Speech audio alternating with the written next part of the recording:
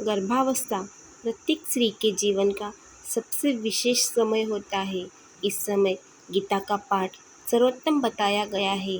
गीता के श्रेष्ठ चिंतन से शिशु दिव्य गुणों को पाकर अपना जीवन धन्य बनाता है। ऐसी संतान संपूर्ण मानव जाति के लिए हितकारी होती है। गर्भ गीता में भगवान श्री कृष्ण अर्जुन को कर्म से बंधे जन्मों की व्याख्या करते हैं। बताते हैं कि जीवन में सुख दुख किन कर्मों के कारण पाते हैं, गुरु दीक्षा क्या है तथा भगवान जगन्नाथ कौन है। यह भी बताया कि कैसे मनुष्य आत्मज्ञान को प्राप्त कर मोक्ष या मुक्ति पाता है। आइए इस अति लाभकारी संवाद को श्रद्धापूर्वक प्रारंभ करें। ओम नमो भगवते वासुदेवाय नमः।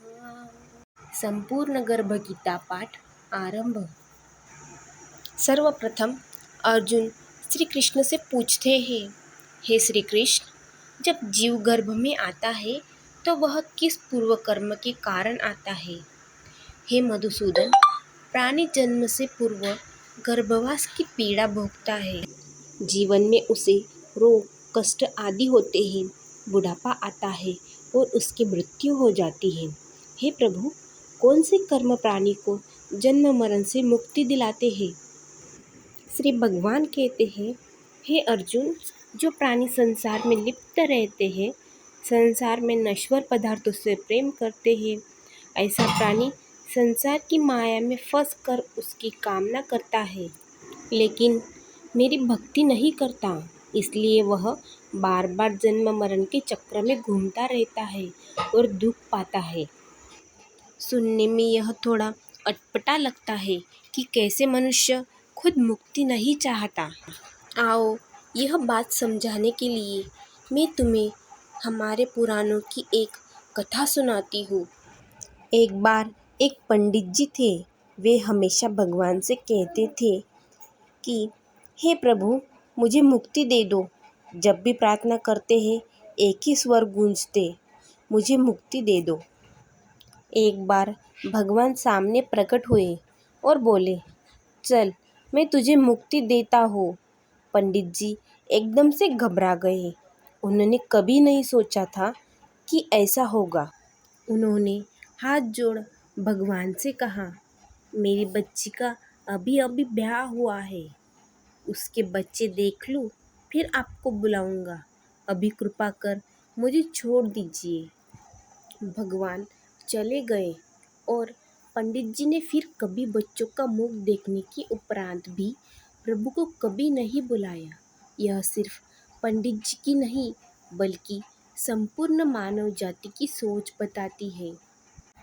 इसलिए भगवान कहते हैं, मनुष्य स्वयं सांसारिक वस्तु से प्रीति रखता है, उन्हीं की कामना करता है, इसलिए बार बार जन्म मरण के चक्र में घूमता रहता है। मेरे बच्चे, तुम भी सदैव यह याद रखना कि यह संसार नश्वर है, अर्थात ऐसा कुछ नहीं है जो सदैव हमारे साथ रहेगा। अगर कुछ रहेगा तो वह है ईश्वर भक्ति, अर्थात ईश्वर कार्य। आगे अर्जुन पूछते हैं, हे जनार्दन, हमारा मन मदमस्त हाथी की तरह है। वह काम, क्रोध, लोभ, मोह, अहंकार रूपी विकारों के वश में रहता है। इन पांचों विकारों में भी अहंकार प्रबल है। हे ऋषिकेश, मन को कैसे वश में किया जाए, कैसे भक्ति में लगाया जाए। तब श्री भगवान उवाच, हे धनंजय, जिस प्रकार मदमस्त हाथी को एक छोटे से कुंडे द्वारा वश में किया जा सकता है, उसी प्रकार मन को छोटे छोटे अभ्यास से वश में किया जा सकता है। भक्ति और ज्ञान निरंतर अभ्यास से ही मिलते हैं। अर्थात मेरे बच्चे, मन को वश में करने के लिए तुम्हें निरंतर प्रयास करना होगा। रोज अपने ज्ञान और अपनी भक्ति को बढ़ाना होगा। इसलिए सदैव अच्छे लोगों का साथ करना, अच्छी किताबें पढ़ना, यह तुम्हें निरंतर सही मार्ग पर सतत चलने की प्रेरणा देगी। फिर अर्जुन पूछते हैं, हे मधुसूदन, कोई प्राणी आपकी भक्ति के लिए वन खंडों में रहते हैं तो कोई बैरागी होकर भटकते हैं। हे प्रभु, आपकी भक्ति किसे मिलती है? श्री भगवान कहते हैं, मेरी खोज में वनों में भटकने या जगह जगह घूमने वाले बैरागी मुझे नहीं पा सकते हैं। अगर इनमें अहंकार है तो अहंकारी प्राणी मुझे कभी नहीं पा सकते। शुद्ध हृदय वाला सतत अभ्यासी जो काम, क्रोध, लोभ, मोह और अहंकार जैसे 5 विकारों से दूर हो, वही मुझे प्राप्त कर सकता है। आओ, यही बात समझाने के लिए मैं तुम्हें हमारे देश के एक प्रसिद्ध संत रविदास जी की कथा सुनाती हूँ। संत रविदास जी साधारण मनुष्य के रूप में मोची परिवार में जन्मे थे। वे अपने जीवन में भी साधारणता अनेक पैतृक काम कर अर्थात जूता बनाने का कार्य कर परिवार का भरण पोषण करते, किंतु वे ईमानदारी से अपना कार्य करते, पवित्र मन से सदैव ईश्वर भक्ति करते रहते थे। तो तुम जानते हो, उनकी भक्ति से प्रसन्न होकर स्वयं माँ गंगा उनके पात्र में दर्शन देने हेतु आई थी। बहुत ही प्रसिद्ध एक लोकोक्ति हुई उस समय, मन चंगा तो कठौती में गंगा। उनका मन सच्चा था तो स्वयं गंगा माँ उनकी कठौती में आ गई। मेरे बच्चे, यह कथा हमें बताती है कि अपना काम ईमानदारी से करना, मन पवित्र रखना और ईश्वर को सदैव स्मरण रखना, उनके अनुरूप आचरण करना, यही भगवान को पाने का मार्ग है। इसके आगे अर्जुन भगवान से पूछते हैं, मानव जन्म में वह इतने दुख क्यों पाता है? असहनीय दुखों का क्या कारण है? हे माधव, किन पापों के कारण किसी व्यक्ति की स्त्री मर जाती है? अल्प आयु में उनके पुत्र मर जाते हैं। किस पाप से वह नपुंसक हो जाता है? हे दयानिधि, किस पाप के कारण प्राणी सदा रोगी रहता है और किस पाप से बोझा ढोने वाला पशु बनता है? प्राणी में दरिद्रता, अंधता तथा पंगुता आदि आने के क्या कारण है? श्री भगवान कहते हैं, किसी से कर्ज लेकर ना चुकाने वाले की स्त्री मर जाती है। किसी की धरोहर को हड़प लेने वाले का पुत्र असमय मर जाता है। किसी की सहायता का आश्वासन देकर भी सहयोग न करने वाला नपुंसक हो जाता है। अपनी कन्या को बेचने वाला प्राणी सदा रोगी बना रहता है। अभक्ष्य भोजन तथा मादक पदार्थों का सेवन करने वाला अधम योनि पाता है। मेरे बच्चे, आज के समय में व्यक्ति भगवान के इन वचनों को भुलाकर गलत पर गलत काम किए जाता है, इसलिए इस समय को कलयुग कहा गया है। परंतु तुम अपने आप को इन पाप कर्मों से सदैव बचाना, अपने मानव होने की गरिमा को याद रखना। अगर तुम निर्दयी और स्वार्थी बने तो तुम में और पशु में क्या अंतर रह जाएगा? भगवान अपना पुत्र और पुत्री कहते इस मानव जीवन को। तुम सदैव अपने कार्यों से भगवान के नाम गौरवान्वित करना। कभी भी अगर कुछ गलत करने का मन भी करे तो भगवान के इन वचनों को याद रखना। यह वचन अटल है।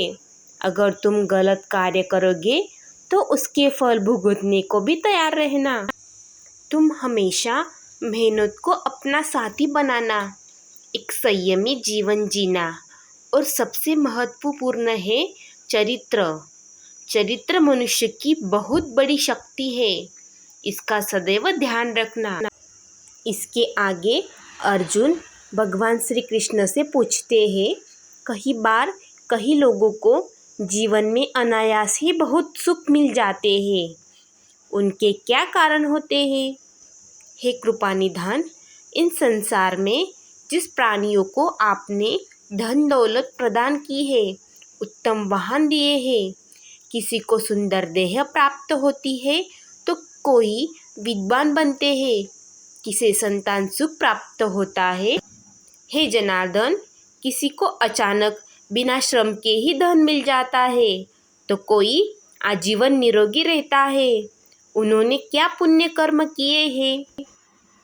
तब श्री भगवान कहते हैं, सुयोग्य पात्र को अर्थात जिसको जरूरत हो उसको स्वर्ण आदि दान करने वाला प्राणी धन धान्य पाता है। सनातन वैदिक रीति से विधिपूर्वक कन्यादान करने वाला प्राणी मानव योनि पाता है।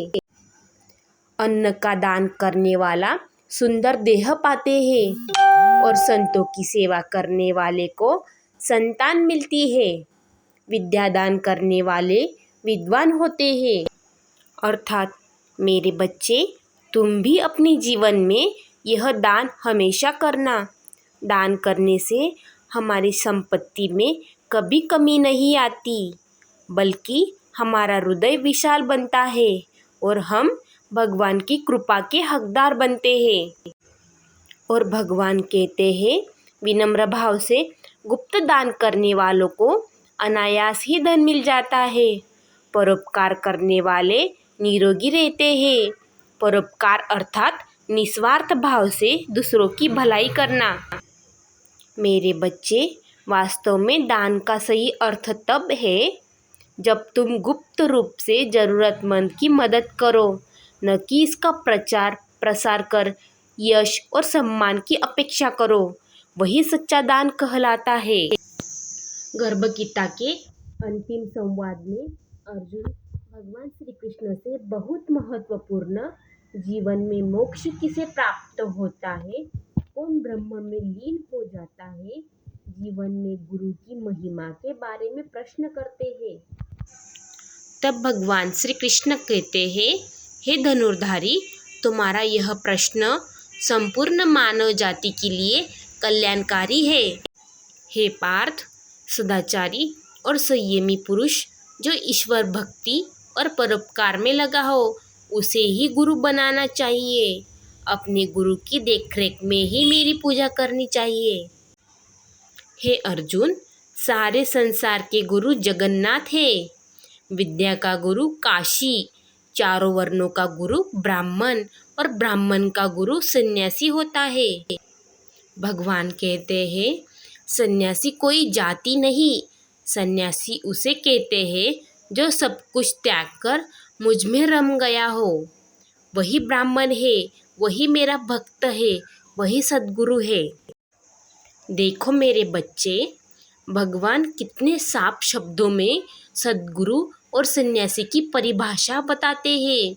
यही भी बताते हैं कि अगर तुम ऐसे गुरु ना पाओ तो सारे संसार के गुरु भगवान जगन्नाथ है, उन्हीं को गुरु मान कार्य करना।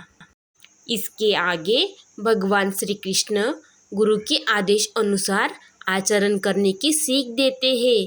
वे कहते हैं, जिस प्रकार मदिरा पात्र के समीप गंगाजल अशुद्ध हो जाता है, उसी प्रकार गुरु से विमुख अर्थात जो गुरु की आज्ञा का पालन नहीं करता, ऐसे व्यक्ति का भजन भी अपवित्र रहता है। वह कुकर, सुकर, गर्दभ आदि योनियां पाता है। हे कौतेय, मेरी भक्ति के इच्छुक व्यक्ति को गुरु दीक्षा करनी चाहिए। गुरु सेवा श्रेष्ठ है। जो गुरु की सेवा करता है उसे मेरी भक्ति मिलती है। वह जन्म मरण के बंधन से मुक्त हो जाता है। अर्थात मेरे बच्चे, भगवान बता रहे हैं कि प्रत्येक व्यक्ति को जीवन में गुरु अवश्य बनाना चाहिए, क्योंकि सद्गुरु के सानिध्य में ही मनुष्य का सर्वांगीण विकास होता है।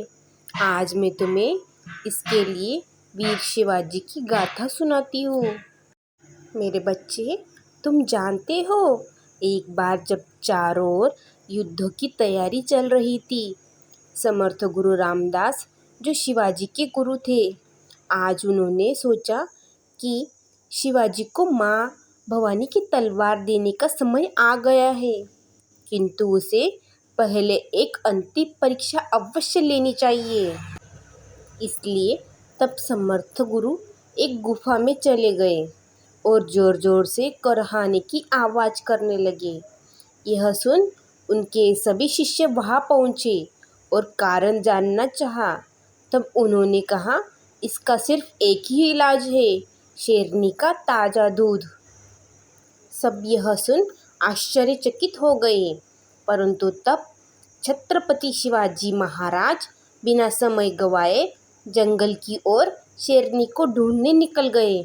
तभी उन्हें सिंह की गर्जना आवाज़ आई और उन्होंने पाया कि शेरनी अपने 2 शावकों को दूध पिला रही है। तब सोचो वो कितने वीर थे।